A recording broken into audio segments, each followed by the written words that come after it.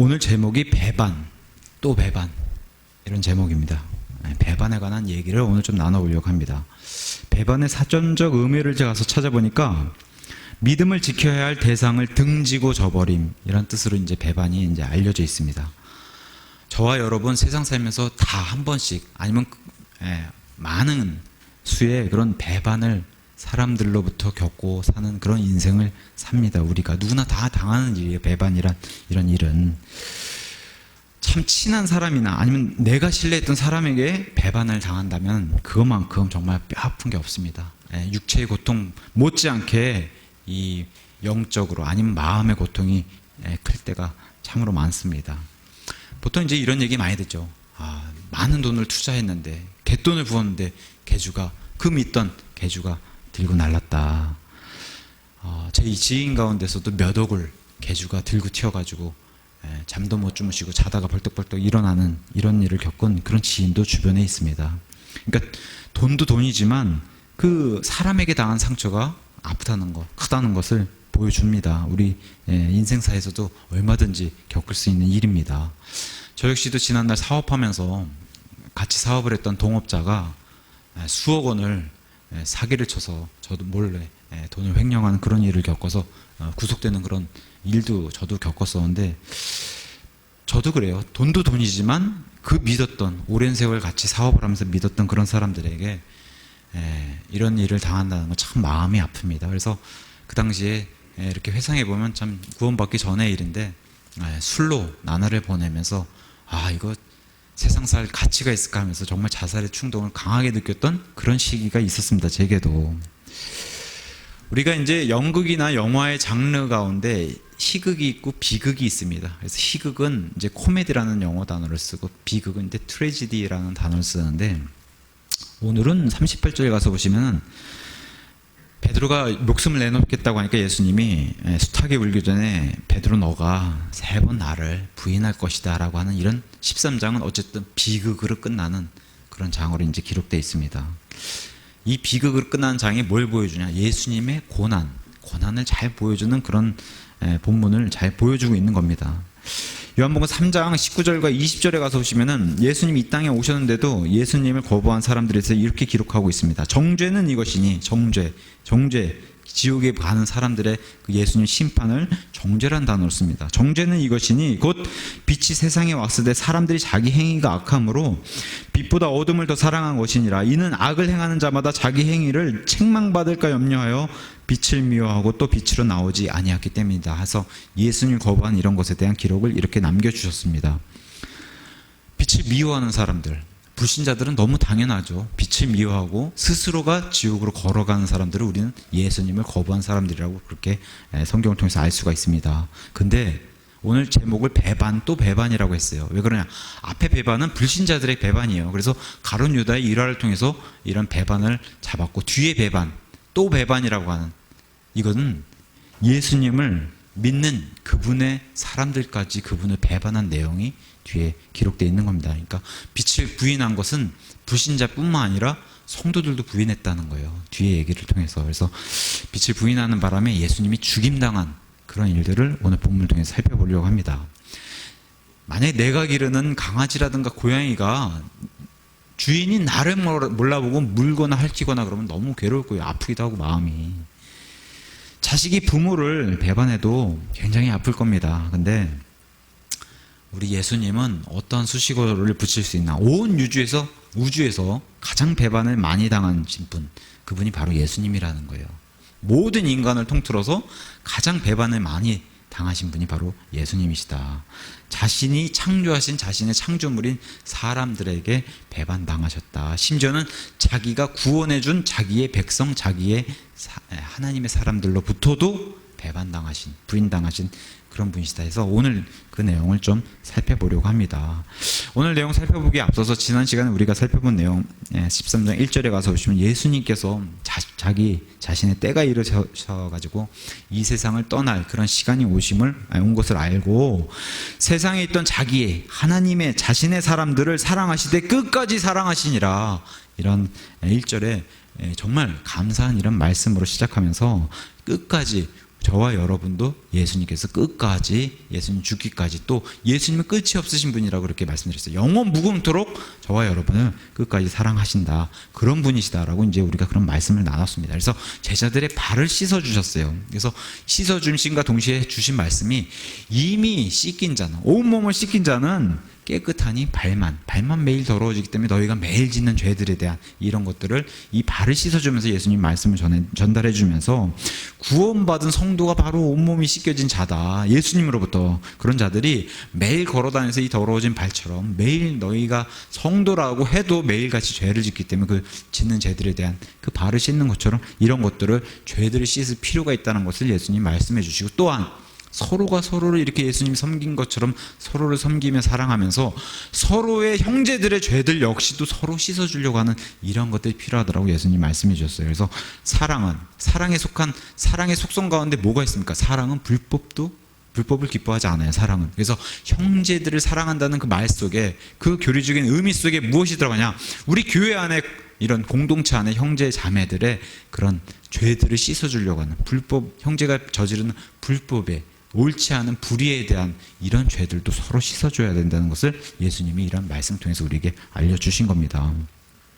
사실 이 말씀은 교회로 모여야 하는 그런 필요성을 예수님도 말씀해 주신 거예요. 그래서 우리가 지역교회, 예수님이 왜 이런 지역교회를 이 지상에 선물로 주셨나, 말씀을 듣고 나누고 서로 교제하고 이런 서로 세워주는 일이 필요하기 때문에 이 지역교회를 예수님이 필요성을 아시고 이걸 세워주셨는데, 그러면서 이 교회의 필요성을 주시면서 이렇게 세워주시면서 17절에 내가 너희를, 형제를 섬기고 사랑했던 것처럼, 또 죽기까지 너희를 섬기고 사랑한 것처럼, 끝까지 사랑한 것처럼 너희가 이것들을 알고 이것들을 나와 같이 행하면은 너희는 행복한 사람이다, 이 말씀을 지난 시간에 나눴습니다.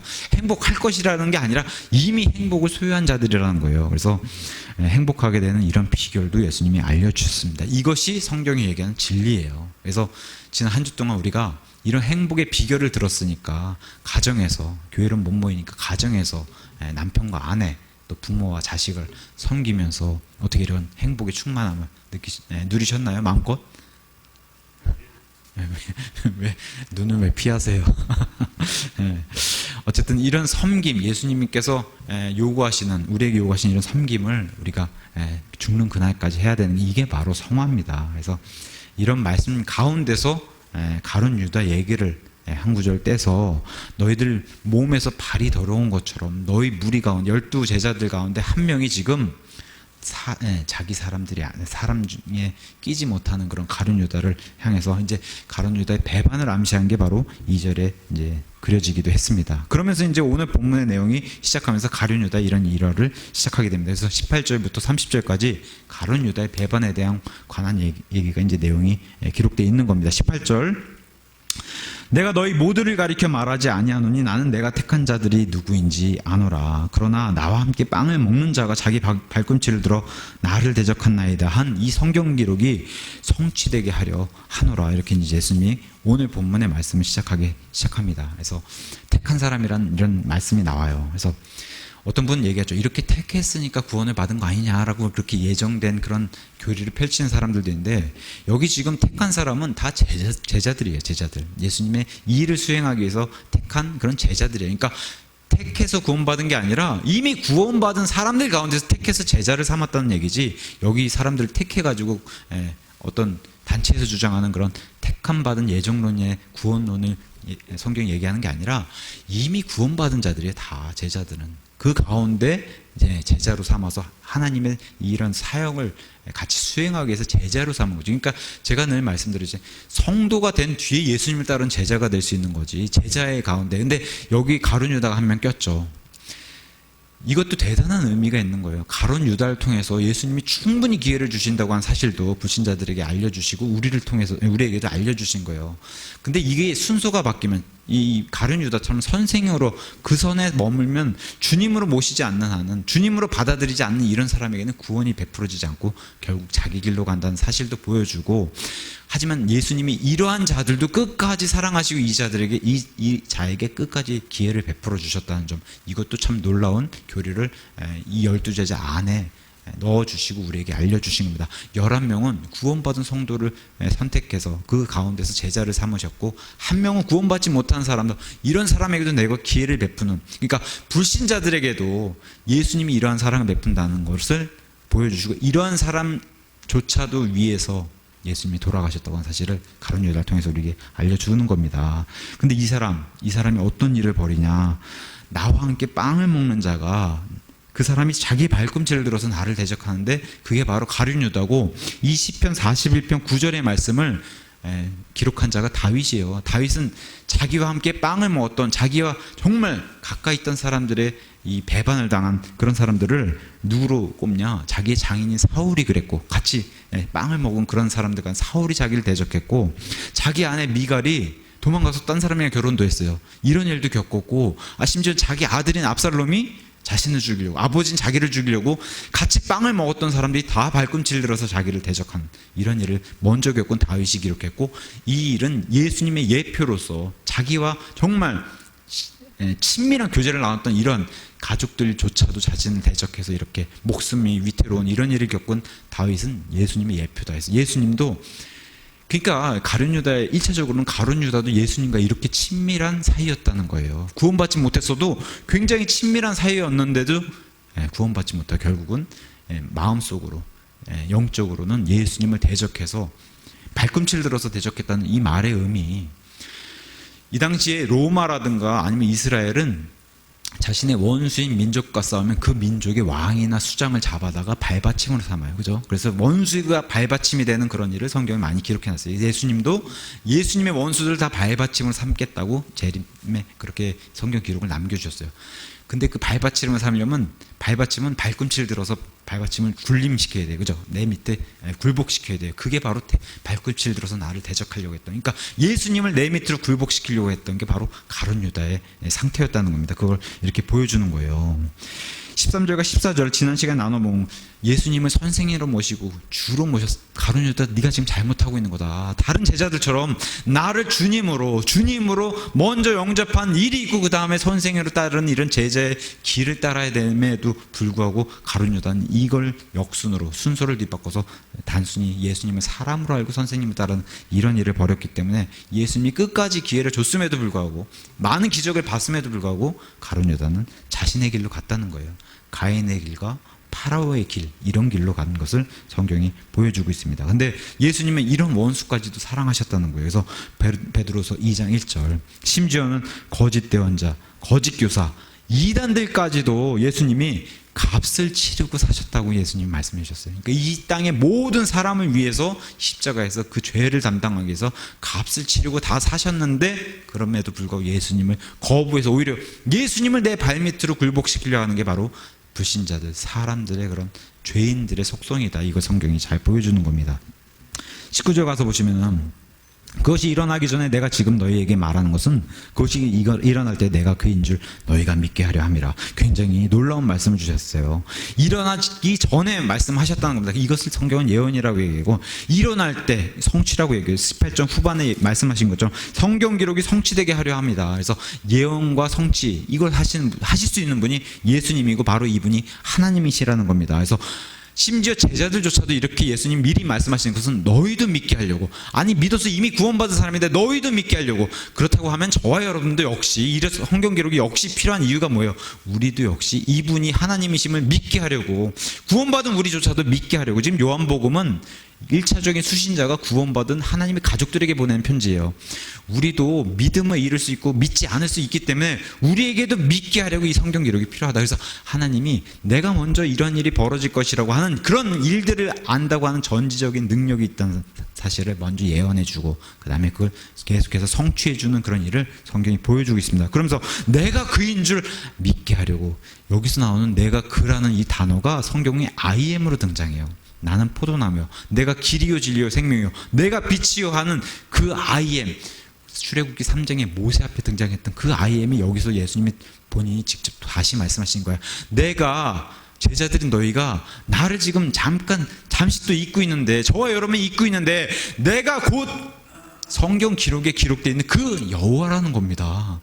그 IM인 줄 너희가 믿게 하려고 지금 성경 기록을 말씀을 통해서 제자들에게 말씀해 주시고 우리에게는 성경 기록을 통해서 남겨주셨다. 굉장히 귀한 말씀도 주셨습니다. 그래서 여전히 우리에게도 그리고 앞으로도 성경 기록이 필요한, 성경이 우리에게 필요한 이유를 이렇게 예수님이 말씀해 주셨습니다. 20절에 진실로 진실로 내가 너희에게 이르노니 내가 보내는 자를 받아들인 자는 나를 받아들이며 나를 받아들인 자는 나를 보내신 분을 받아들이니라.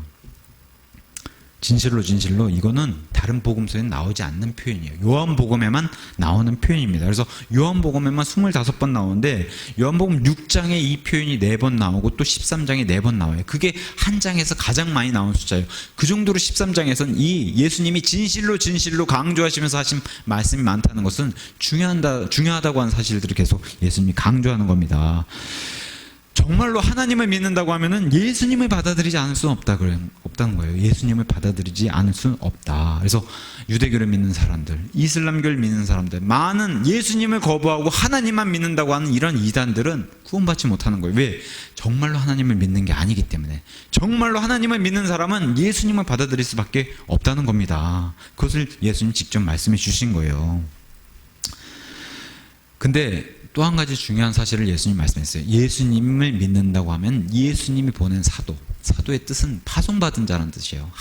예수님이 직접 파송한 자들을 예수님이 사도라고 칭하고 그런 사람들 예수님이 택하신 거예요. 지금 12명의 제자를 통해서. 나중에 한 명은 자기 길로 가고 마띠아가 다시 들어오면서 12명의 이 사도들은 예수님이 선택한, 예수님이 파송할 그런 제자들이라는 거예요. 뭐를 위해서? 교회를 위해서. 그래서 정말로 예수님을 믿는다고 하면 예수님이 보내신 사도들도 받아들일 수밖에 없다는 거예요. 사도들을 거부하면은 그건 예수님도 거부하고 하나님도 거부하는 것이다라고 예수님이 진리를 말해주시는 건데, 고린도전서 16장 10절과 11절에 가서 보시면 고린도 교회에 이런 사도 바울이 부탁을 합니다. 디모데를 내가 지금 고린도에 가는 길이지만 아직 도달하지 못한 상황이 그러하니 디모데를 먼저 보낼 테니까 디모데를 너희가 디모데에게 잘 대해주길 부탁한다고 하면서 디모데를 두렵게 만드는 일을 하지 말아라. 또한 디모데 역시 나와 같이 주의 일을 하는 자다. 디모데를 멸시하지 말아라. 디모데를 평안하게 있다가 내게로 다시 보내주라고 하는 이러한 편지를 써요. 왜 이런 편지를 쓸까요? 고린도 교회에 문제가 많기 때문에, 문제가 많은 교회였어요. 그래서 사도 바울조차도 사도 바울을 멸시하는 그런 교회, 그런 누룩들이 있기 때문에 사도 바울도 그런데 디모데는 오죽하겠습니까? 디모데가 나이가 비교적 어리고 하니까 디모데를 무시하는 이런 일이 교회 안에서 벌어진 거예요. 이런 일 멀리 찾지 않아도 우리도 다 겪은 일입니다. 우리도 겪은 일이에요. 우리도 지금 진주 영광침례교회가 탄생한 그런 배경 뒤에는 교회가 2개로 분리되는 그런 일을 우리가 겪었고, 우리가 진주 영광침례교회 생긴 이유이기도 합니다. 이 사도 바울이 디모데를 부탁한 이런 사유 자체가. 요즘 제 생활은, 지난 한 주도 저는 제 가정을 섬기면서 가장의 임무인 이제 태어날 아이까지 해서 3사람을 평안함으로 이렇게 누리게 하는 그런 책임을 갖고서 제가 가장으로서 섬기는 그런 일주일을 살았습니다. 저는 그래서 예수님 말씀대로 행복한 사람이에요. 행복한 그런 한 주를 저는 보냈습니다. 또한 교회를 섬기는 입장에서는 또 예전과 마찬가지로 지금도 이 지역교회를 섬기기 위해서 섬기면서 제가 거의 3년 동안 토요일을, 오늘도 그렇고 거의 가장 많이 잠을 자는 시간이 아마 한 3시간 정도로 제가 기억해요. 그 정도로 이 말씀 준비에 부담감을 가지고 지금까지 3년을 제가 달려오고 있습니다. 오늘도 뭐 자랑할 게 못 되지만 능력이 안 돼서 그래요. 제가 한숨도 못 자고 왔어요. 근데 제가 늘 토요일에는 잠을 못 자요. 이 하나님의 말씀을 준비한다, 아니면 이 하나님의 말씀을 맡은 이 부담감 때문에 잠을 못 자요. 그래서 제가 오후 예배가 다 끝나고 이렇게 하면은 가끔씩 이렇게 제가 조는 모습을 보신 분들도 있을 거예요. 긴장이 쫙 풀리고 나면 그렇게 체력이 떨어져서 이제. 그런데 어쨌든 이러한 교회를 섬기는 저는 행복한 사람이에요. 역시 행복한 사람인데, 그런 지역교회를 섬기는 일 역시. 그러니 이런 상황이 어쨌든 벌어지니까 육체적으로 그렇게 힘들어도 서울 진주로 이렇게 오가는 길, 사실은 저희 어머니도 그렇고 굉장히 걱정이 많았어요. 맨날 이렇게 밤을 새면서 말씀 준비한 시간이 쫓기니까 아무래도 이제 운전이 위험하고 장거리 운전이다 보니까. 그래서 저도 늘 하나님의 은혜가 아니면 제가 3년 동안 이렇게 목숨이 붙어 있을 수가 없다. 그렇게 느끼면서 저도 이제 이렇게 교회를 섬기고 가정을 섬기고 교회를 섬기는 그런 행복한 사람으로 저는 살고 있습니다. 참 감사드립니다. 어떤 분 얘기하신 것처럼 저는 지금 생활이 월화수목 금금금 이렇게 살고 있으니까 하루도 쉬지 않고 지금 계속 달리고 있습니다. 그래서 그분이 말씀하신 것처럼 내가 안식을 누리는 것은 천국 가서 해야겠구나. 이 땅에서는 안식을 누리는 것을 포기하고 천국에 가서 쉬는 걸로 그렇게 생각을 하고 그냥 쭉 몸이 고장나지 않는 한은 계속 달려야 되겠구나. 그런 각오로 지금 고군분투하고 있습니다. 그걸 좀 생각이 드시면 저를 위해서 또 가정을 위해서 기도해 주시면 좋을 것 같습니다. 자, 어떤 사람이 우리를 환영해요. 그리스도인 성도들을 환영해요. 그래서 자신의 집에 아니면 마음의 문을 열고 우리를 받아들이잖아요. 그럼 어떤 우리 태도가 돼야 되냐? 예수님을 이렇게 모시고 우리가 들어간다는 거예요. 예수님 들어가시죠. 이분이 우리를 받아들였습니다. 우리가 그러한 입장이라는 거예요. 예수님이 보내신 예수님의 자녀들, 하나님의 자녀들, 성도, 그리스도인들을 누군가가 받아들이면은 예수님을 받아들이는 거기 때문에 예수님을 이렇게 모시고 들어간다는 거예요. 그럼 우리의 태도가 어때야 되겠나? 그 안에 들어가서 교제하는 거나 말투나 우리의 옷차림이라든가 평소의 생활 방식 이런 것들이 다 어때야 되겠나? 예수님이 이렇게 모시고 같이 들어가서 교제한다고 생각해 보시면 우리가 그러한 자들이라는 거예요. 사도들 뿐만 아니라 우리가 그러한 자들이라는 거예요. 하나님의 사람들은 이래야 된다. 근데 우리를 받아들이면 예수님도 받아들이고 하나님도 받아들인 사람들이기 때문에 우리가 어떠한 태도를 보여야 되겠나? 이런 시간에 오늘 이 시간에 좀 깊이 생각해 보면 좋을 것 같습니다.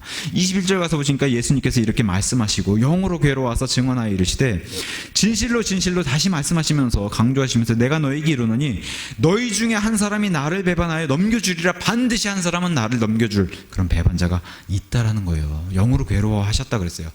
예수님은 여기 지금 하나님이신데 육체를 입고 이 땅에 오셔서 완벽한 사람으로도 오셨기 때문에 영으로 괴로워하신다는 모습을 보여주시면서 영, 혼, 육 이걸 다 소용하신 완벽한 사람이란 모습도 보여주시는 겁니다. 그러면서 한 제자의 배반을 예언하셨어요. 여기 지금 제자들이 지금 저녁 식사 시간이고 발을 닦은 이런 세족식도 이제 끝낸 상황에서 이런 말씀하시니까 분위기가 금방 얼어붙지 않겠어요. 싸늘해졌을 겁니다. 제자들 사이에. 마태복음 가서 보시면은 22절 가서 보세요. 이게 제자들이 서로 바라보며 그분께서 누구를 가리켜 말씀하시는지 의아했어요. 서로 이게 무슨 소린가. 마태복음 가서 보시니까 마태복음 26장에는 서로 제자들이 심히 근심했다 그랬어요.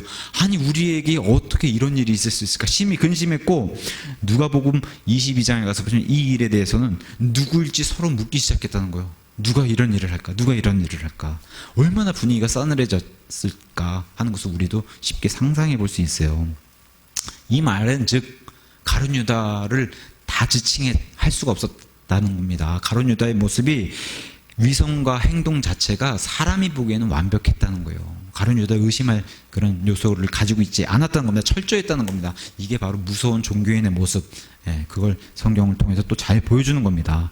가룟 유다와 같은 사람은 성경이 뭐라고 얘기하나, 고린도후서 사도 바울은 가룟 유다와 같은 사람들을 위해서 이런 말씀 우리에게 남겨줬어요. 11장 13절 제가 읽어드리겠습니다. 11장 13절 그러한 자들, 가룟 유다와 같은 자들, 불신자들, 가룟 유다와 같은 자들은 거짓 사도요, 그죠? 거짓 사도예요. 예수 그리스도의 사도로 다니긴 하는데 거짓 사도예요. 속이는 일꾼이며, 그죠? 그 다음에 자기를 그리스도의 사도로, 지금 그리스도의 사도임에도 불구하고 그리스도의 사도로 가장하는 위선을 가진 이런 자들이니라. 그것은 결코 놀랄 일이 아니라는 거예요. 왜 그래요? 사탄도 자기를, 과거는 하나님의 존재에서 그러한 영광을 누리던 그런 천상의 존재였는데 타락한 이후에는 그러한 척하는, 그러한 척도할 수 있는 그러한 빛의 천사로 가장하는 그런 존재라는 거예요.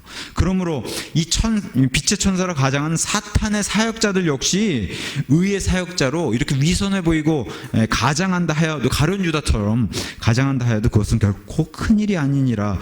그들의 마지막은 사탄을 비롯해서 사탄을 추종하는 천사들과 마귀들, 그 다음에 이 사람들까지, 그의 추종자들은 그들의 행위대로 마지막에 심판을 받을 것이라고 이런 말씀을 사도 바울이 줬어요. 그러면서 마가복음 14장 21절에 예수님께서 이런 말씀을 주시죠. 가룟 유다를 통해서 차라리 태어나지 않았더라면 좋았을 것을. 이 사람은 끝까지 예수님이 기회를 줬어요. 십자가에 달리기까지 끝까지 기회를 줬는데 예수님 거부하고 결국엔 지옥으로 갈 수밖에 없는, 그것을 마음 아파하셨어요. 예수님이 그러한 존재시라는 거예요. 가룟 유다와 같이 이건 가룟 유다뿐만 아니라 마귀의 편에 서 있는 불신자들, 예수님을 믿지 않는 거부한 이런 불신자들, 이교도들 다 해당하는 그런 말씀으로 예수님이 주셨고, 심지어 가룟 유다를 통해서 뭘 또 보여주시냐, 기독교를 믿는다고 하면서 자기가 구원받았다고 착각하는 종교인들, 의롭고 거룩하게 살아요. 막 술, 담배 다 안 하고 의롭고 거룩하게 하는 삶, 이런 삶에도 불구하고 믿음이 없이 구원받지 못한 사람은 예수님을 따르고 섬긴다고 하는 그러한 삶을 살았음에도 불구하고 믿음이 없으면 구원을 보장해주지 못한다는 사실을 가룟 유다를 통해서 또 보여주는 겁니다. 가룟 유다는 뭐 했어요? 선생님에서 끝났어요. 주님의로 도달하지 못하고 선생님에서 끝난 그런 것을 보여주면서 종교가 이렇게 무서운 것이다, 아무도 의심할 수 없었어요. 제자, 오히려 가룟 유다에겐 가장 엄중한 재정의 그런 임무까지도 맡겼던 게 제자들이에요. 이런 것까지 맡으면서도 마음속에 뭘 숨기고 있었냐, 예수님을 발꿈치를 들어서 내 밑에 굴복시켜야지 하는 것을 숨기고 있었던 사람이 가룟 유다였고, 많은 불신자들이 이러하다는 거예요. 또 많은 착각하는 종교인들이 이러한 모습을 가질 수 있다는 겁니다. 교회 안에 또 있을 수 있기 때문에 나 스스로는 어떠한 자인가를 다시 한번 깊이 생각해 봐야 돼요. 예수님 통해서 나는 어떠한 자인가, 이런 것을 깊게 생각해 보면 좋을 것 같습니다. 구원은 그래서 오직 예수님의 믿음을 통해 은혜로 거저받는다. 이게 가장 중요하다는 겁니다. 어떤 행위나 무슨 거룩한 삶을 산다고 해서 되는 게 아니라 예수님의 믿음을 통해 은혜로 공짜로 받는 것이다. 보혈의 공로를 통해서. 그래서 투수와 포수를 한번 생각해 보면, 타자는 빼고요, 타자는 공을 치니까 예수님이 던지는 공, 믿음이랑 공을 던졌을 때 그것을 포수가 받듯이 그걸 믿는 거예요. 받아서 믿는 거. 베이스를 던지면은 포수가 받잖아요. 그걸 빌리브 한다 그래요. 그래서 이 예수님이 던져주시는 믿음을 받아서 믿는 사람이 돼야지만 구원을 받을 수 있다, 이것을 예수님이 알려주시는 겁니다. 23절에서 25절 가서 보니까 제자들 중에서 하나, 사도 요한을 가리켜서 그분께서 사랑하신 자, 그래서 예수님 품에 기대서 베드로가 예수님 그 사도 요한과 친한 사이니까 고갯짓을 해서 그게 누구냐고 물어보라고 이렇게 했을 때 예수님께 물어보죠. 그게 누굽니까? 라고 물어보니까 예수님이 내가 빵 한 조각을 주는 그 사람이 바로 그자다라고 하면서 가룟 유다를 빵을 주면서 사도 요한에게만 알려주시는 거예요. 예수님이 그런 일을 기록해 주고 있습니다. 그러면서 사도 요한에게 특별한 표현을 쓰죠. 주님께 사랑받는 자.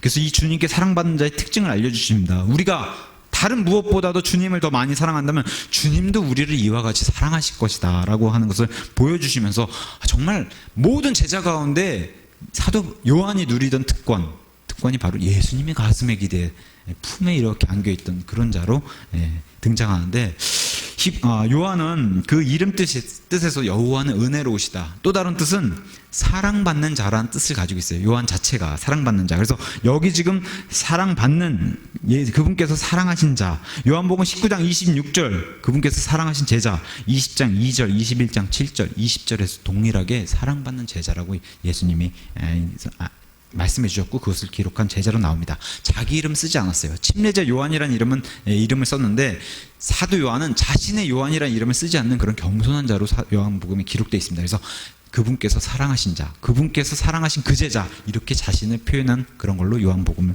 기록해 놓고 있습니다. 저는 아닙니다. 사도 요한 얘기했어요. 저는 아닙니다. 저는 절대로 아닙니다. 주님, 그게 누굽니까? 라고 유일하게 물어본 제자가 바로 사도 요한이에요. 다른 제자들은 주님, 그게 접니까? 물어봤는데, 사도 요한만 저는 절대 아니기 때문에 주님, 그게 누굽니까? 라고 물어본 제자가 바로 사도 요한입니다. 이러한 자를 사랑하신다는 거예요. 또 사도 요한은 말과 행동이 일치했어요.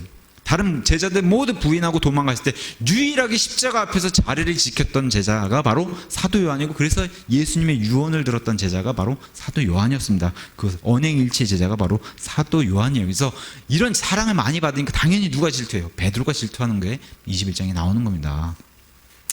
히브리서 11장 6절에 가서 보시면, 하나님을 믿는 자는, 그분께 가는 자는 반드시 그분께서 계시는 것과 그분께서 보상해주는, 그분께 가는 자는 반드시 그분께서 보상해주는 분이심을 믿어야 한다고 히브리서 10장 6절에 말하는데, 사도 요한을 보여주시면서 하나님께서는 자신에게 다가오는, 자신에게 나아오는 자들에게 그들의 믿음의 분량에 따라 차등으로 보상해 주는 분이심을 또 사도 요한 통해서 우리에게 알려주는 그런 모델로 보여주셨어요. 그래서 사도 요한은 사도들 가운데서 유일하게 마지막까지 살아서 요한복음과 요한계시록 비롯해서 5권의 성경을 기록하면서 마지막으로 영원의 상태까지 이 땅에서 미리 본 그런 유일한 제자가 바로 사도 요한이었습니다. 그래서 계시록과 환란의 시대와 그 이후의 영원 새 예루살렘, 정말 새 예루살렘을 본 유일한 인간이 바로 사도 요한이에요. 이런 하나님의 특별한 보상도 받은 사람이 바로 사도 요한. 그러니까 하나님의 사랑을 받은 자가 어떠한 것을 누리는지를 사도 요한을 통해서 우리에게 잘 보여주고 있습니다. 그래서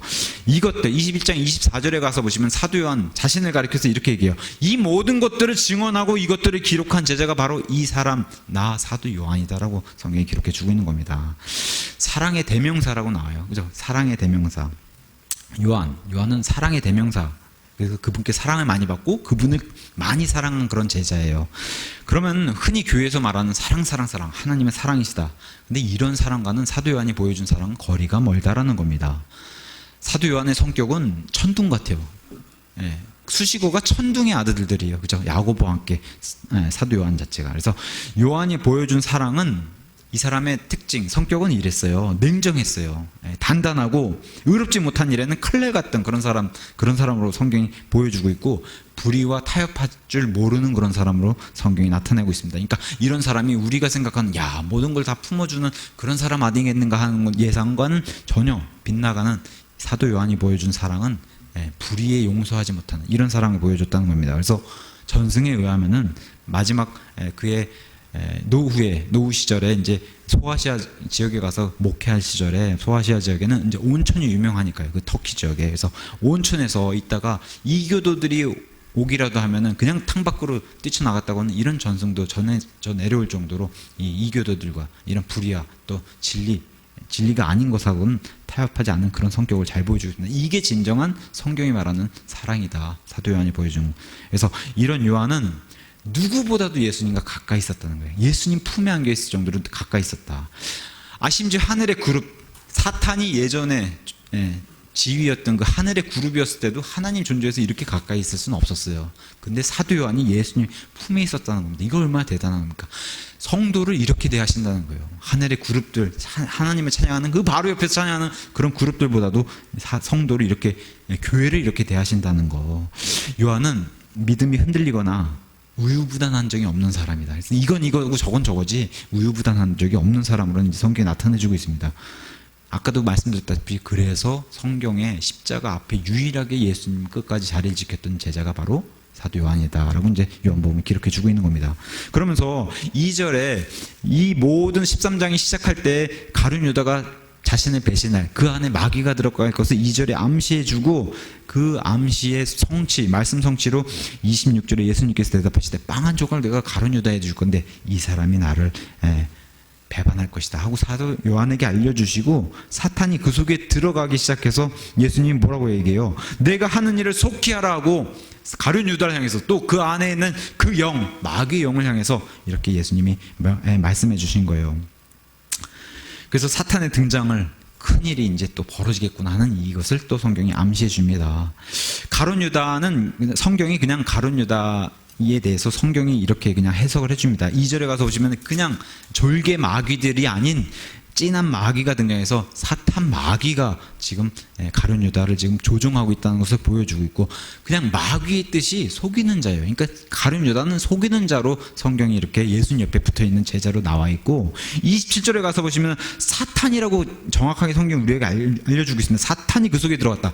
2절은 마귀가 그 속에 들어갔고 27절은 사탄이 들어갔다. 사탄의 뜻은 하나님을 대적하는 자예요. 대적하는 자, 뜻 자체가. 그러니까 사람을 속이고 하나님을 대적하는 자가 바로 가룟 유다. 그 안에 들어가 있는 그 영. 이렇게 이제 성경이 설명해 주고 있습니다. 그러니까 가룟 유다가 겉으로는 깨끗하고 거룩한 척 이렇게 보여도 그 안에는 이러한 존재가 들어가 있다. 졸개가 아닌 마귀의 수장, 마귀들의 수장인 지금 마귀가 들어가 있다는 사실을 우리에게 알려주는 겁니다. 끝까지 돌이키지 않았어요. 회개하지 않았어요. 그래서 마귀 영으로 충만한 거기에 자신을 다 내어준 사람이 가룟 유다. 그래서 이 자를 예수님이 요한복음 17장에 아버지께 기도를 드리면서도 가룟 유다에 대해서 뭐라고 기도드렸냐? 멸망의 아들이다. 멸망의 아들이라고 기도를 드린 그런 사람입니다. 그래서 아까 말씀드렸다시피 가인의 길, 그 길을 동일하게 걸었어요. 또 파라오의 길로 동일하게 걷는 그런 자가 됐습니다. 가룟 유다. 이 가룟 유다를 향해서 예수님이 내가 하는 일을 속히하라 명령을 했어요. 근데 어떤 사람들이 이렇게 명령하니까 안 들을 수 있습니까? 하나님의 명령인데 이렇게 얘기하는 사람들이 있는데 예수님이 뭘 아셨냐? 미리 아시기 때문에 그래요. 끝까지 버티고 회개하지 않을 걸 아시기 때문에 이 마음을 더 강팍하게 만들어서 내가 하는 일 속히하라. 내가 끝까지 기회를 줬음에도 불구하고 이 일을 위해서 내가 너를 제자로 삼은 그런 것이다 라고 기회를 충분히 베풀어 줬어요. 태어나게도 해주신 분이 하나님이시잖아요. 요즘같이 무슨 태어나지 말았어야 나라에서 태어났다라고 원망하는 그런 목소리도 들리는데 태어난 것 자체가 축복입니다. 그런 기회를 부여받았고 살아생전 내내 기회를 부여받은 거예요. 지금 여기 가룟 유다 역시 자신의 생전 끝까지 죽음 끝까지 직전까지 예수님이 베풀어준 그 기회를 본인이 걷어차고 마귀에게 본인 스스로 다 내어주고 지옥도 스스로 걸어갔다고 하는 사실을 알려주시는데 하나님이 이것을 마음 아파하세요. 왜냐 베드로후서 3장 9절에 가서 보시면 하나님의 마음이 여기 나타나 있어요. 주께서는 자신의 약속에 대해 어떤 사람이 더디라고 생각하는 것 같이 더디지 아니하시면 오직 우리를 향하여 그리고 가룟 유다를 향해서도 마찬가지고 모든 불신자를 향해서도 마찬가지고 오래 참으시고 그죠? 아무도 멸망하지 않냐고 모두 회개에 이르시기를 원하고 회개 안 하면 예수님이 아파하시는 거예요. 자신과 함께 빵을 먹으면서 그렇게 교제하고 친밀한 교제를 했던 이런 사람이 대적하는 것에 마음 아파하시는 분이 바로 예수님이시라는 겁니다. 28절과 29절 제자들이 어리둥절하고 이해를 못했어요. 그들 중에 어떤 이들은 28절 이제 상에 앉은 자들 중에 아무도 그분께서 무슨 뜻으로 이것을 말씀하셨는지 알지 못하고 유다가 가방을 가졌으니까 돈을 관리하고 있으니까 명절에 필요한 것을 사라고 하셨나 보다. 아니면 뭐 가난한 사람을 도우라고 그렇게 명령하셨나 보다. 이걸 하러 그냥 나갔나 보다. 이렇게 이제 생각하는 게 바로 제자들의 생각이었습니다. 이해를 못하고 있어요. 돈가방을 가진 유다의 모습을 통해서 뭘 또 보여주냐? 우린 요한복음 12장 2절 그 베다니 마리아 사건 옥합을 깨서 머리로 또 예수님이 부었던 그 마리아를 통해서 그 비싼 향유를 저게 내 가방 속에 지금 제자들과 이 공금임에도 불구하고 이걸 자기 돈으로 생각한 사람이 바로 가룟 유다라는 거예요. 이 가방 들고 그대로 나가서 이제는 돌아오지 않는 그런 사람이 돼버렸어요. 이 가방 안으로 들어올 수 있었다고 생각했던 게 바로 그 베다니 마리아의 향유 옥합 300다나리온 1년치 연봉 그것을 아까워했던 사람이 바로 가룟 유다. 그 마음을 다 들여다보고 계셨어요. 바로 옆에서 예수님께서. 그래서 예수님 표현이 이 자는 도둑이다. 마음속에 도둑이 있는 자다. 이렇게 표현해 주신 겁니다. 제자들은 그냥 몰랐어요. 가룟 유다가 그런 상황이니까 가룟 유다가 평상시 생활을 굉장히 잘한 그런 위선자였다는 겁니다. 가룟 유다에 주시는 기회처럼 이 땅에 들어오는 모든 사람을 위해서도 예수님은 그 사람들의 불신자들의 생애 끝까지도 기회를 주신다는 거예요. 지금 같은 시대, 특히 대한민국 같은 경우는 많은 사람들에게 복음의 기회를 계속 주고 계신 거예요. 예수님을 믿어야만 구원받고 지옥까지 않는다고 사실을 계속 끝까지 주심에도 불구하고 가룟 유다처럼 거부하고 오히려 대적하고 자기 스스로 지옥에 들어간다는 사실. 그러니까 가룟 유다는 어떤 사람들 주장처럼 지옥에 가기 위해서 탄생시킨 게 그렇게 창조된 존재가 아니라 하나님이 끝까지 기회를 주셨다는 거예요. 이게 모든 불신자들도 다 해당한다는 겁니다. 모든 죄인들에게 다 해당한다는 겁니다. 끝까지 기회를 주시는 분이고 자신을 사랑하는 자신 사람들 뿐만 아니라 자신을 사랑하지 않는 지금 가룟 유다는 원수예요. 불신자들 원수예요. 이단들 이교도들이 예수님과는 원수예요. 하나님과는 원수된 그런 자들까지도 사랑하시고 그들을 위해서도 죽으셨다. 이것을 성경이 계속 보여주는 겁니다. 그러면서 나갔는데 때는 밤이더라. 이것도 뭔가 큰일이 일어날 것을 보여주죠. 밤이라는 큰 암시를 보여주면서 요한복음 9장 4절 11장 9절에 낮이 있을 때 해가 있을 때 하나님의 일들을 해야 되고 해가 있을 동안은 사람들이 넘어지지 않는다는 말씀을 주셨고 밤이 오면 하나님의 일을 못한다는 거예요. 예수님 누가복음 22장 53절에 십자가의 길로 가시는 그 길에 불신자를 향해서 이렇게 말씀하셨어요. 이제는 너희 시간이 왔다. 어둠의 권세의 시간이다. 이렇게 이제 말씀해 주셨습니다. 그러면서 중간에 여기까지는 불신자의 배반이에요. 불신자가 이렇게 하나님이 끝까지 기회를 예수님이 주셨는데도 배반을 했어요. 그러면서 자신의 사람들이 배반한 일 가기 전에 31절부터 35절 사이에 예수님이 세 명령을 주세요. 요한복음 기록된 시점으로 바라보면은 모든 걸 완벽하게 이해하고 교리적으로 다 정착이 된 그 이후에 요한복음이 기록돼 있어요. 마지막 기록자 요한이 기록을 했는데 공생의 당시에는 예수님이 첫째 명령과 둘째 명령, 지금 이스라엘 사람들, 유대인들에게 필요한 하나님을 사랑하는 그런 사랑이 없어서 구원을 받지 못하고 메시아를 받아들이지 못하는 그런 첫째 명령을 지키지 않는 것에 대해서 첫째 명령과 그 이후에 자신과 같이 이웃을 사랑하라는 둘째 명령을 주셨는데, 여기서는 세 명령을 주셨다고 얘기해요.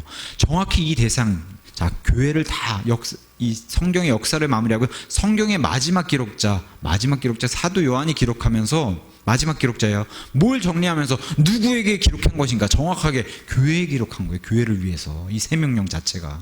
그죠? 요한복음의 첫째 수신자가 교회이기 때문에 교회를 위해서 이 생명명령을 주신다는 거예요. 유대인이 아니라. 그러니까 잘 보세요. 교회를 위한 명령이기 때문에. 31절과 32절. 그러므로 그가 나간 뒤에 예수님께서 이르시되 이제 자기 사람들만 남았어요. 구원받은 성도인 교회만 남아있어요. 지금 교회를 향해서 무엇은 말씀을 선포해 주셨냐? 사람의 아들이 영광을 받았고 하나님께서도 그 안에서 영광을 받으셨도다.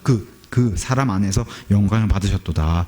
만일 하나님께서 그 예수님 안에서 영광을 받으셨으면 하나님께서도 자신 안에서 그에게 영광을 주실 것이에요. 곧 뭐예요? 즉시 주실 것인데 그 영광 자체를 뭐라고 얘기해요? 부활을 얘기해요. 곧 부활을 영광 받으셨으면 부활해 주실 것이다. 부활의 영광을 주실 것이다. 이 완벽한 계획은 히브리서 2장 14절과 15절 이렇게 기록되어 있습니다.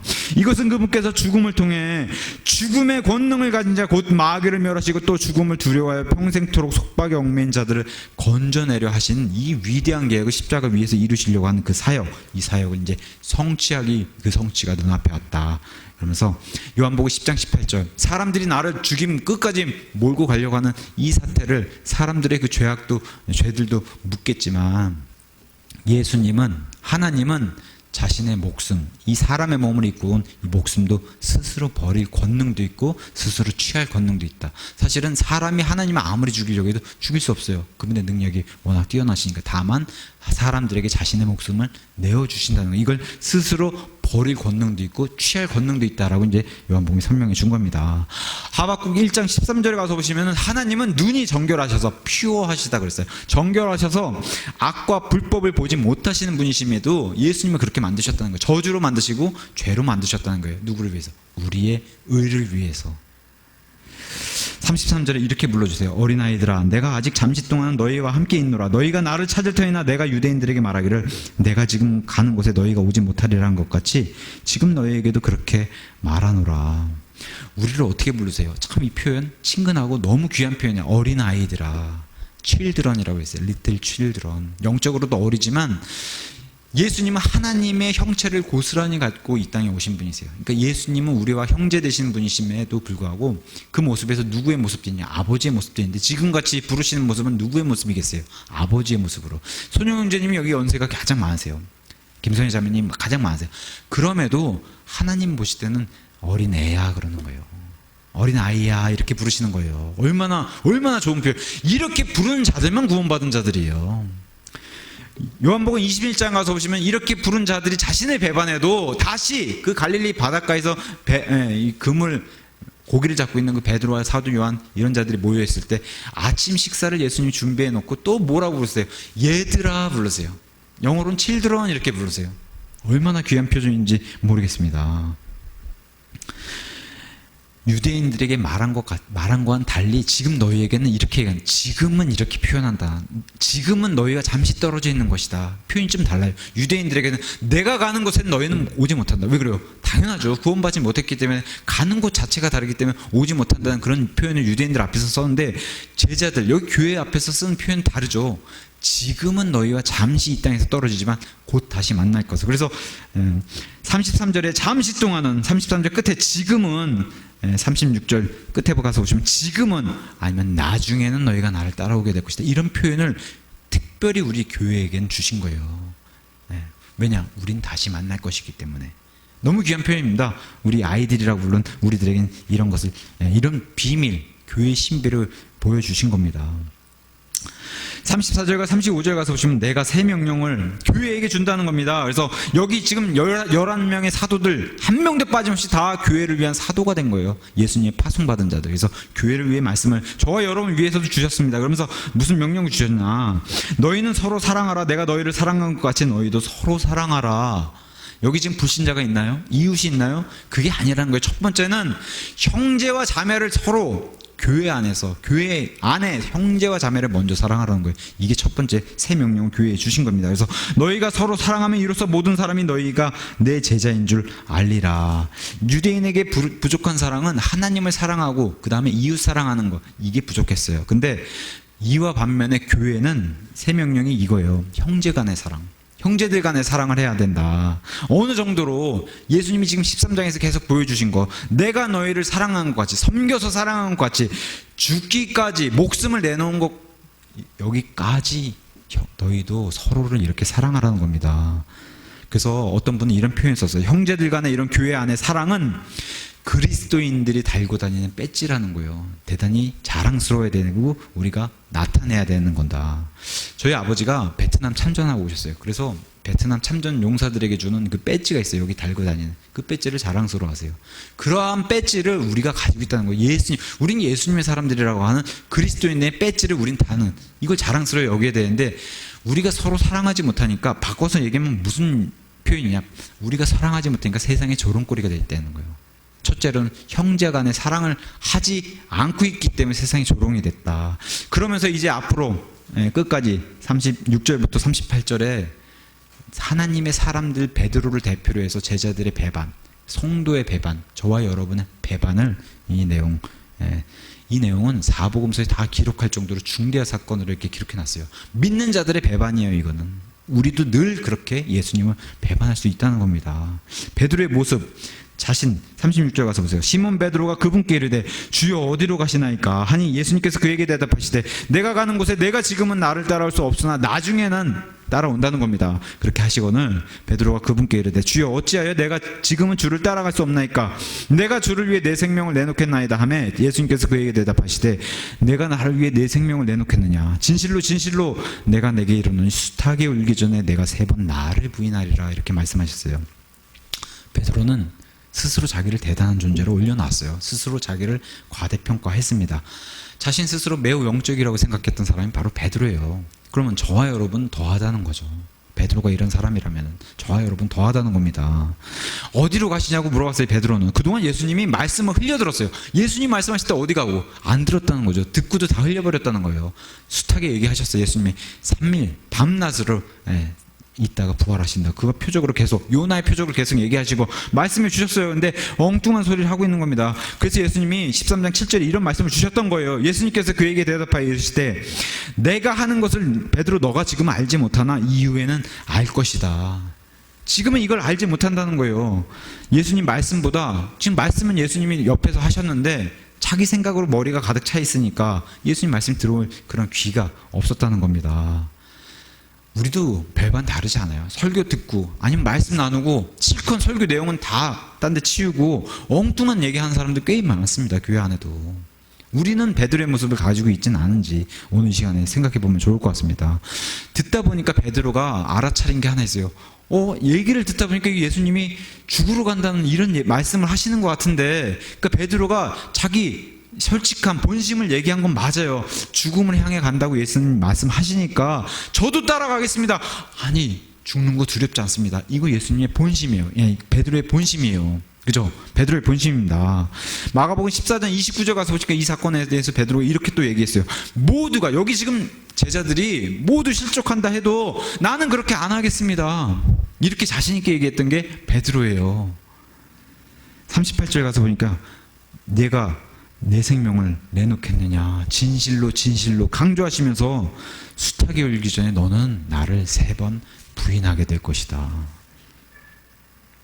마가복음 14장 30절에 가서 보시면 3번 부인한다는 소리를 베드로가 들으니까 더욱 열렬하게 예수님께 말했다는 거예요. 내가 주님과 함께 죽을지언정 결코 절대로 주님을 부인하지 아니할 것입니다. 이렇게 당당하게 얘기했던, 사실 솔직한 자기 본심이 이게 사실이기도 하고, 베드로의 실제 그렇게 열정적인 사람이고 이렇게 열심히 있는 사람이라는 것을 보여줬습니다. 베드로가 이렇게 얘기하니까 누구도 다 따라했어요. 누구도 다 얘기했어요. 나머지 제자들도 다 저희도 다 죽겠습니다 하고 다 대답했다는 거예요. 마가복음 14장 가서 보시니까. 근데 불과 몇 시간 뒤, 12시간도 채 안 남았어요. 불과 몇 시간 뒤에는 그 일을 알지 못했어요. 자신들 다 예수님 배반한다고 한 사실, 실수를 저지른다고 한 사실. 베드로는 예수님이 고초를 당하실 때 눈도 마주쳤어요. 그죠? 눈도 마주쳤습니다. 그래서 이사야서 53장 3절에 그렇게 얘기했어요. 우리는 그분의 얼굴을 피하고 우리 얼굴을 감췄다고 얘기했어요. 베드로가 감췄으면은 우리는 더 감춘다는 겁니다. 베드로는 믿는 성도예요. 교회의 첫 돌을 놓은, 이름 자체를 돌로 만들어주신, 베드로라고 만들어주신 분이 예수님이세요. 그런 베드로가 이렇게 예수님 부인했다면 저와 여러분 더 하자는 겁니다. 일상생활에서. 베드로가 보였던 실수가 그거예요. 내 힘으로 해보겠다라고 하는 자만감에 빠졌다는 거예요. 내 힘으로 제가 내 힘으로 목숨을 내놓고 예수님 따르겠습니다, 이거라는 거예요. 그러니까 이거를 아주 잘 악용했던 게 바로 마귀가 베드로를 또 마귀의 도구로 썼다는 겁니다. 누가복음 22장 31절에 베드로가 이런 고백을 하고 이렇게 열렬히 얘기를 하니까 예수님 뭐라고 말씀하시냐? 하나님의 키질이 있고 마귀의 키질이 있다. 하나님의 키질은 껍데기와 알맹이를 분류해서 교회를 정결케 하고 사람의 누룩을 치우지만, 마귀의 키질은 하나님의 것들을 치우고서 자신이 좋아하는 마귀의 것들만 모아놓는 마귀 키질이 있는데, 지금 너가 마귀 키질을 당하지 않도록 내가 너를 위해 기도를 해주겠다. 베드로를 위해서 이런 기도를 해주시는 분이라면 저와 여러분을 위해서도 기도해 주시는 분이 바로 예수님이시라는 건데, 교회의 이러한 마귀 일들을 가지고 분명히 사람을 통해서 마귀도 일을 하기 때문에 이런 것들을 가지고 들어온다는 거예요. 그러니까 이런 것들을 제거하거나 치우지 않으면은 마귀의 기질에 놀아나는 교회가 된다는 거, 이걸 베드로를 통해서 잘 보여주고 있는 겁니다. 마귀의 밀가부른 일이 있다. 그래서 이것을 잘라버리고 아프더라도 잘라버리는 게 바로 진정한 성경의 사랑이라고 이렇게 성경은 얘기하는 겁니다. 예수님은 몇 분 뒤, 아니면 몇 천년 뒤에, 아니면 영원 후의 일까지도 예언하시고 반드시 성취하는 분이세요. 이분이 하나님이시기 때문에. 예수님이 지금 제자들이 보지 못하는 것을 보고 계시잖아요. 뭐예요? 바로 옆에 마귀, 사탄 마귀 그 대장이 지금 옆에 붙어서 제자들에게 접근하는 것을 보고 있고, 이와 같은 사실을 통해서 우리에게 뭘 또 얘기해 주냐? 예수 그리스도에 대한 사랑과 열정이 넘치는 곳에는 반드시 마귀도 함께 한다는 거예요. 이것을 잊지 말아야 된다. 베드로가 자기 열정과 열심을 앞세웠는데 자신의 능력을 과시하고서 마귀와 맞서려고 했던 게 바로 베드로라는 거예요. 내 능력으로 마귀를 이겨보겠다. 절대 이길 수 없어요. 마귀와 맞설 때는 주님의 능력을 의지해야지 마귀는 우리가 이길 수 없는 존재라고 성경은 얘기하고 있습니다. 베드로를 위해서 기도해 주셨어요. 그래서 예수님이 그래서 내 믿음이 약해지지 않도록 하라. 누가복음 22장 30절에 이렇게 말씀해 주셨어요. 베드로는 뭐라고 얘기했어요? 어떻게 얘기했을까요? 네, 걱정하지 마세요. 절대로 그런 일 없을 겁니다. 호언장담했던 게 베드로예요. 저와 여러분도 이러한 대답을 해서는 안 된다. 성경이 그렇게 얘기하고 있습니다. 예수님 절대로 걱정하지 마세요. 전 넘어지지 않습니다. 이게 우리의 대답이 아니라, 우리의 대답은, 올바른 정답은 뭐냐? 주님께서 도와주시기 원합니다. 제가 마귀에게 쓰러지지 않도록 주님께서 도와주시기 원합니다. 이게 올바른 대답이라는 겁니다. 마귀는 사람을 6,000년 동안 지금 관찰하고서 속이고 시험하고 건드려도 보고, 사람보다 사람을 더 잘 아는 존재가 마귀라는 거예요. 남편과 아내가 오래 살아도 서로의 속마음을 모르는 게 사람인데, 그 속마음을 잘 아는 존재가 바로 마귀라는 겁니다. 6,000년 동안 사람을 잘 자기의 도구로 썼기 때문에. 그래서 마귀, 이 베드로의 강점, 하나님을 향한 열심과 그런 열정이 있는 사람을, 이 강점을 약점으로 바꿔버린 게 바로 마귀다라는 것을 보여주면서, 마귀 앞에서 이런 것들을 내세우려고 하지, 자신의 힘을 의지하지 말라는 것도 다시 한번 보여줍니다. 그러면서 요한복음 13장 38절에 예수님께서 예언, 베드로가 나를 3번 부인할 것이다 라고 하는 비극적인 결말로 13장이 끝나게 됩니다. 말씀을 좀 정리하겠습니다.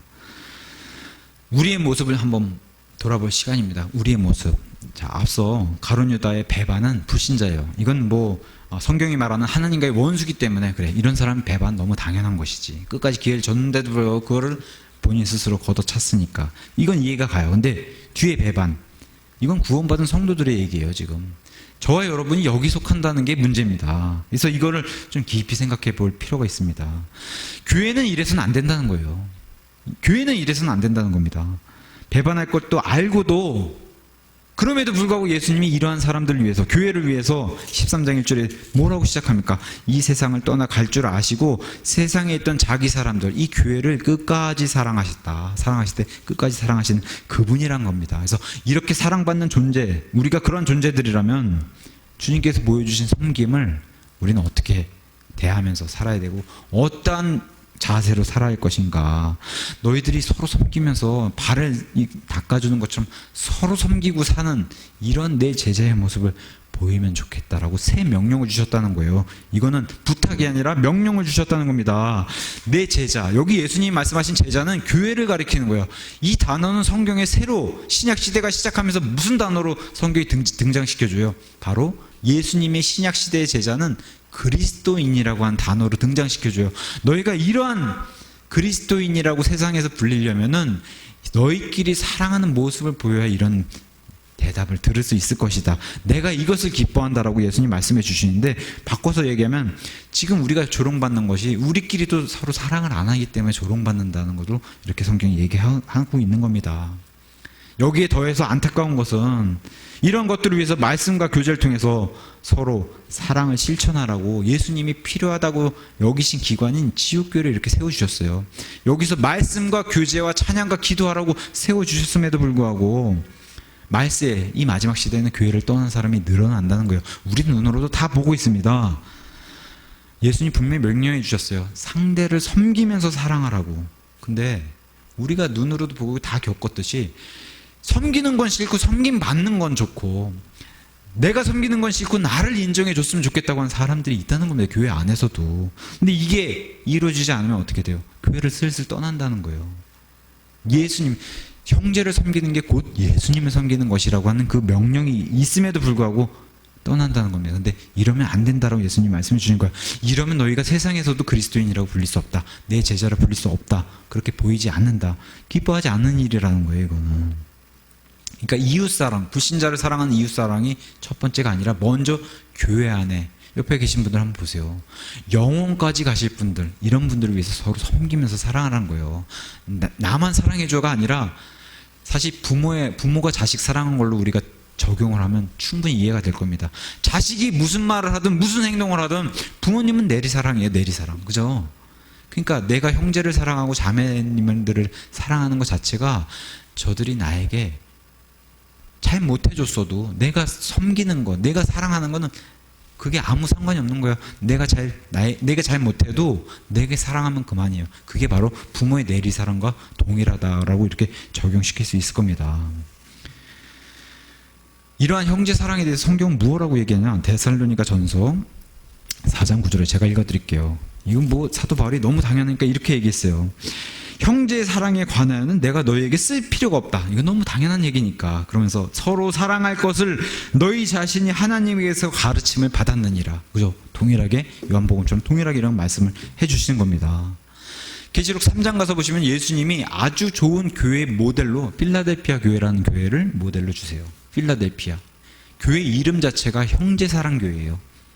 그럼 이 교회에서 어떤 모습을 보였고 예수님이 이 교회를 향해서 어떤 말씀을 주셨나, 이런 말씀을 주셨다는 거예요.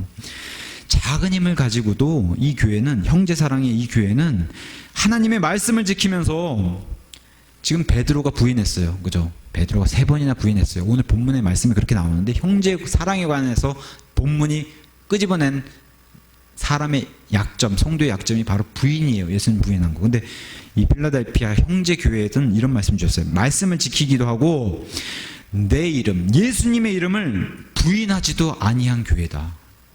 참 이런 오묘한 말씀으로 연결이 되면서, 이런 필라델피아 교회, 형제 교회가 나의 인내의 말씀을 지켰은즉 나도 너를 지켜서 시험의 시간, 곧 닥칠 대환란의 시간을 면하게 해주고 그 전에 끌어올려 주겠다고 한 이 약속도 주시면서, 이 시간은 곧 앞으로 온 세상이 임하여 땅에 거하는 자들을 시험하는 창세 이전도 이후에도 없는 그런 시간이다. 그러면서 여기에 믿음으로 세상을 이기면서 죄를 이기면서 승리하는 이런 이기는 자들에게는 필라델피아 교회에게 이런 약속을 주셨어요. 어떤 약속을 주셨나?